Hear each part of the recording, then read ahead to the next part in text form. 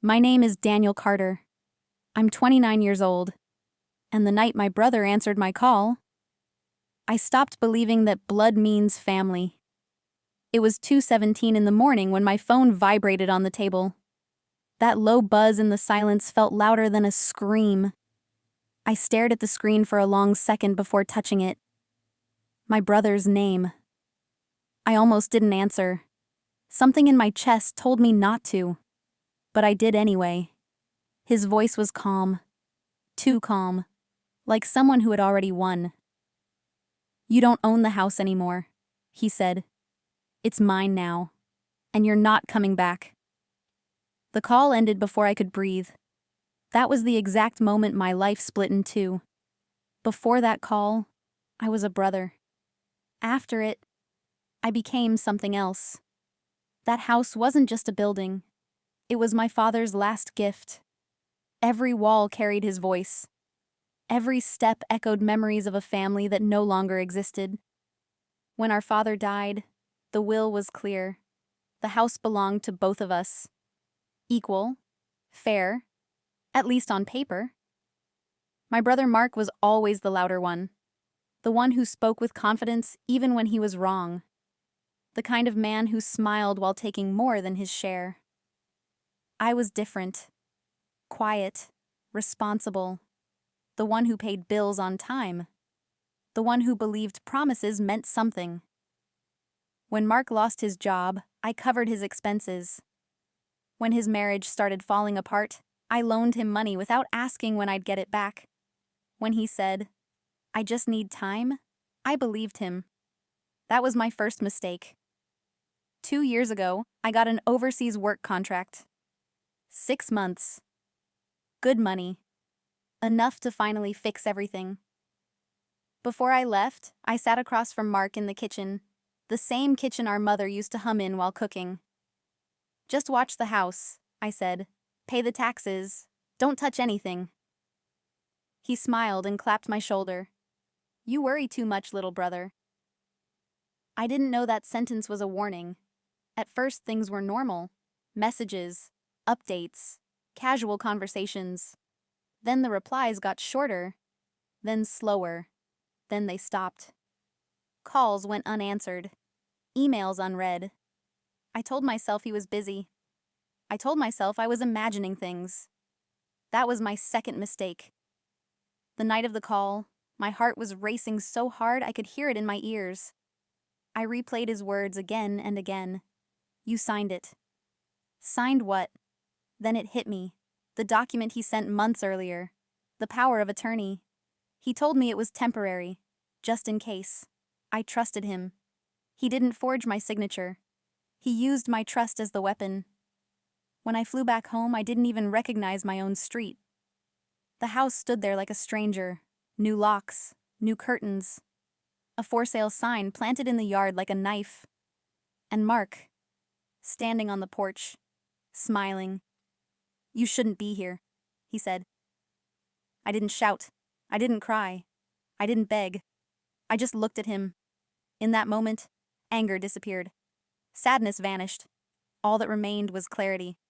Because revenge doesn't begin with rage. It begins with silence.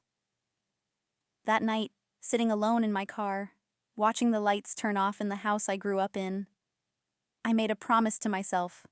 I wouldn't rush. I wouldn't react. I wouldn't warn him. I would wait. Because when you take everything from a man, you teach him how to destroy you.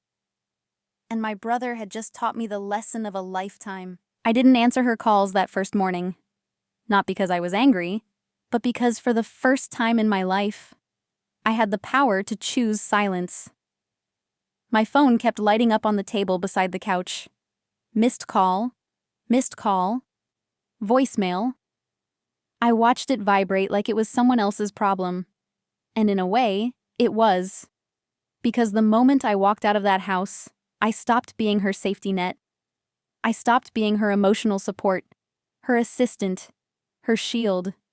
She just didn't realize it yet. The first voicemail came in around 7:15. "Emily, answer your phone. This isn't funny." Her voice was sharp, irritated. The second one came 10 minutes later. You need to come home. We need to talk. Still controlled. Still confident. By the third voicemail, her tone changed. Emily, please answer. That word, please, was new. I didn't respond. I showered at my friend's place, borrowed clothes, drank coffee slowly. Every small normal thing felt unreal, like I had stepped into a life that wasn't supposed to belong to me. Meanwhile, back home, the cracks were spreading. My mother was discovering something terrifying. She didn't know how to run her own life. She didn't know the login to the electricity account, didn't know when the insurance was due, didn't know how to reply to emails. Because for years, I had quietly handled all of it. Not because she asked nicely, because she expected it. By 10 in the morning, she called my aunt. I know because my aunt texted me. What's going on with your mom? She sounds frantic. I stared at the message for a long time before replying. I moved out. That was it. No explanation. No apology. Within minutes, my phone exploded. Relatives, family friends, people who had never once asked if I was okay. Now they all wanted answers. She's your mother. You can't just leave. She's worried sick. I didn't argue. I didn't defend myself. I just said the truth. She told me not to come back. Silence followed. That wasn't the story they were expecting. By afternoon, my mother tried a different tactic. Her messages turned sweet. I didn't mean it. You know how I get when I'm stressed. Come home and we'll talk. That word again. Home. She still thought she owned that word. But then something else happened. Something she couldn't control. Her image started slipping. She called one of her friends from church, the same woman she'd bragged to about raising such a good daughter. The woman asked a simple question. Where's Emily? And for the first time, my mother didn't have a good answer. Because she left sounds different than I threw her out. By evening, her calls stopped. Not because she gave up, because she was busy putting out fires, bills, missed appointments, people asking questions. She had always blamed me for being too emotional. Now she was pacing the house alone, panicking, unable to sit still. I found out later she barely slept that night. I slept better than I ever had. The next morning, I turned my phone on fully. There were 23 missed calls, 16 messages. The last one was short. Please come home. We need you. Not, I'm sorry. Not, I was wrong. We need you. That sentence made something inside me go cold. I finally replied, I'm safe. Don't worry. Nothing else. Her response came instantly. Where are you? I stared at the screen, and for the first time in my life, I didn't answer her question. That day, I did something she never thought I'd do. I went to the bank. I opened a new account. In my name only. I redirected my freelance income. I changed passwords. Every click felt like reclaiming a piece of myself she had taken. By the third day, the guilt-tripping returned. Long messages about sacrifice, about everything she'd done for me, about how ungrateful I was. I didn't respond, because something had become clear. She wasn't scared of losing me. She was scared of losing control. By the end of the week, the story she told people changed. Now she was saying I was confused, that I was going through something, that I'd be back soon. But people had started noticing something. I wasn't back, and she looked desperate. One evening, she showed up at my friend's place, unannounced, standing outside like she owned the ground. When I opened the door, she looked smaller somehow. Not weak, just exposed. You embarrassed me, she said immediately. Not, I missed you. Not, are you okay? Embarrassed. I didn't raise my voice. I didn't argue. I just said, you told me not to come back. She froze. For a split second, she realized she couldn't rewrite that moment. Not this time. She tried to step inside. I blocked the doorway. "You don't get to do this," she snapped. "You don't get to punish me." I looked at her calmly. "I'm not punishing you. I'm listening to you." That was the moment fear crossed her face. Because she understood something then. Her words finally had consequences. She left without another word. And that night, I made a decision. I wasn't going back. Not to apologize. Not to explain. Not to save her from the mess she created. For the first time, the silence between us was her problem. And she was unraveling. Because when someone builds their entire life on control, the moment it disappears, everything collapses. And this was only the beginning. For a few days after she showed up at my friend's place, my mother went quiet. That silence wasn't peace. It was strategy. I knew it because I had lived with her long enough to recognize the pattern. When she stopped calling, stopped messaging, stopped demanding answers, it meant she was rewriting the story. And she was.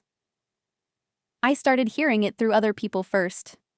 A cousin messaged me saying, "Your mom says you're not well. She's worried about you." An old family friend asked gently, "Are you okay? Your mother said you're going through some kind of breakdown." I stared at my phone, feeling something twist in my chest. Not hurt. Recognition. She wasn't trying to bring me home anymore. She was trying to discredit me. If I was unstable, then she was still the good mother. If I was confused, then she was still the victim. It was classic. And for the first time, I wasn't going to let her get away with it. I didn't rush to defend myself. I didn't send long explanations. I did something far more dangerous to someone like her. I stayed calm. And I stayed consistent. Whenever someone asked, I said the same sentence. She told me not to come back. No emotion, no accusations, just the truth. At first, people brushed it off. She didn't mean it. She was emotional. You know how mothers are. But repetition is powerful, especially when it doesn't change. By the 5th time someone heard me say it, their tone shifted. "She really said that? She kicked you out?" And slowly, very slowly, her version started developing holes. Meanwhile, her life was falling apart in quiet ways. Bills were late. Appointments were missed. She forgot deadlines she had never even known existed, because I'd always handled them. She tried to take control back by demanding access to my accounts. When I didn't respond, she escalated. Threats first. "You're being childish. You'll regret this." Then guilt. "I raised you. I gave up everything." Then fear. "I don't know how to do this without you." That one almost worked. Almost. But then she ruined it. She added one more line. "You're hurting me on purpose." And that's when I understood something clearly. She wasn't hurting. She was losing power. A week later, she crossed a line she couldn't uncross. She posted online. A long post about betrayal. About children who abandon their parents. About sacrifice and heartbreak. She didn't name me. She didn't have to. People knew. The comments filled with sympathy. "You're such a strong mother. You don't deserve this. She'll realize one day." I read every word without reacting. Then I did something she never expected. I commented. Just one sentence. "She told me not to come back." That's it. No explanation. No defense. No anger. The comment stayed up for 10 minutes. Then it disappeared. She deleted the entire post shortly after. But it was too late. People had seen it. Screenshots circulated. Questions started forming. That night my phone rang. Her name on the screen. I answered. She didn't scream. She cried. Not softly. Loudly. Dramatically. "I don't understand why you're doing this to me," she sobbed. I listened. I didn't interrupt. When she stopped, I said calmly, "You told me to leave." She snapped instantly. "I didn't mean it like that." "But you said it," I replied. Silence. That silence felt different. It wasn't control anymore. It was fear. She tried again. "Come home. We'll forget everything. I'll forgive you." Forgive. That word told me everything. "I'm not coming back," I said. Her voice hardened. "If you don't come back, don't expect anything from me." I almost laughed, because she had already taken everything she could. The next few days were tense. She called relatives again, but this time the responses weren't the same. People asked questions. Some avoided getting involved. Some stayed neutral. And a few, just a few, started seeing her clearly. One aunt told her something she had never heard before. "You can't talk to your daughter like that and expect her to stay." She didn't like that. She never liked being challenged. She started showing up unannounced again. At my workplace. At my friend's place. Every time I refused to engage. No yelling, no scenes, just boundaries. And boundaries terrify people who survive on control. Then came the moment everything shifted. I received a message from my brother, Mark. We hadn't talked since I left. "Mom's not okay," he wrote. "She's blaming you for everything." I stared at the screen, not surprised. "She always does," I replied. There was a long pause before he answered. "She says you ruined her life." That sentence didn't hurt. It confirmed something. She needed a villain. And since I wasn't there anymore, I was the perfect one. A few days later, I heard something that made my stomach drop. She had told people I was unstable, that I was lost, that I might be dangerous to myself. She was laying the groundwork. The same woman who had controlled my every move was now trying to make me look incapable of making decisions. And that was the moment my fear turned into resolve. I stopped being reactive. I started documenting everything. Messages, voicemails, screenshots, dates, times, exact words. Not for revenge, for protection. Because I finally understood something crucial. She wasn't going to change. She was going to escalate. And the only way to survive someone like her was to stop playing defense. By the end of that month, she had lost more than control. She had lost credibility. People were distant. Conversations were shorter. Sympathy was thinner. And she felt it. That's when the final messages came. Not angry, not manipulative, desperate. "I don't know who I am without you. Please just come home." I read them slowly. And then I did something I never thought I could do. I didn't respond. Because for the first time, her panic wasn't my responsibility. And she knew it. This wasn't the end. But it was the point of no return. Because once people start seeing the truth... The last message she sent me came late at night. It wasn't long. It wasn't dramatic. It just said, "Please, I need you." I stared at the screen for a long time. Not because I was tempted, but because I finally understood something I had spent my whole life missing. She didn't need me. She needed control. And she had lost it. I didn't reply. The next morning, the calls started again. Not from her, from everyone else. Relatives, family friends. People who had stayed quiet for years. Now they were asking questions. Real ones. Why did she tell you to leave? Did she really say that? How long has this been going on? I didn't overshare. I didn't attack her. I told the truth, calmly, consistently. She told me not to come back. I respected her words. "I'm safe." That was it. And somehow, that was enough. Because when someone spends their whole life controlling the narrative, even a small crack lets the truth flood in. Her stories stopped working. People stopped defending her automatically. Some stayed silent. Some changed the subject. and a few did something unexpected. They apologized. Not loudly, not publicly. Quiet messages that said things like, "I didn't realize. I should have noticed. I'm sorry." I read every one of them, and I forgave none of them out loud. But I let myself breathe.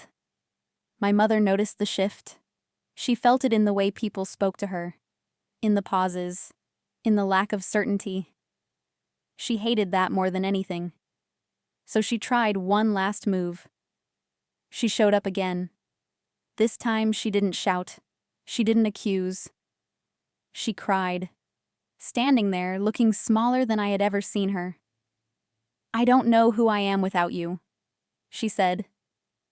For a moment, I almost felt sorry for her. Then I remembered the girl who cleaned spilled milk while being blamed for existing. The teenager whose dreams were laughed away. The adult who was told to leave and never come back. And I realized something painful but true. She didn't lose me. She pushed me out. "I'm not coming back," I said quietly. Her face hardened. "So that's it?" she asked.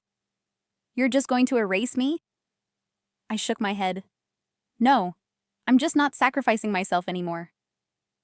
That was the moment she understood. There was no dramatic ending, no screaming, no final threat, just silence. The kind she could no longer control. She left without another word.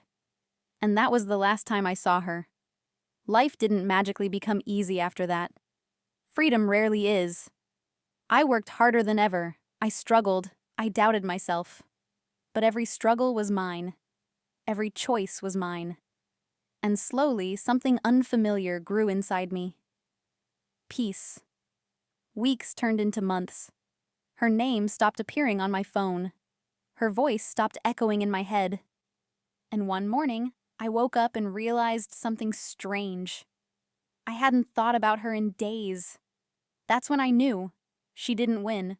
She didn't break me. She taught me exactly what kind of life I refused to live. She told me not to come back.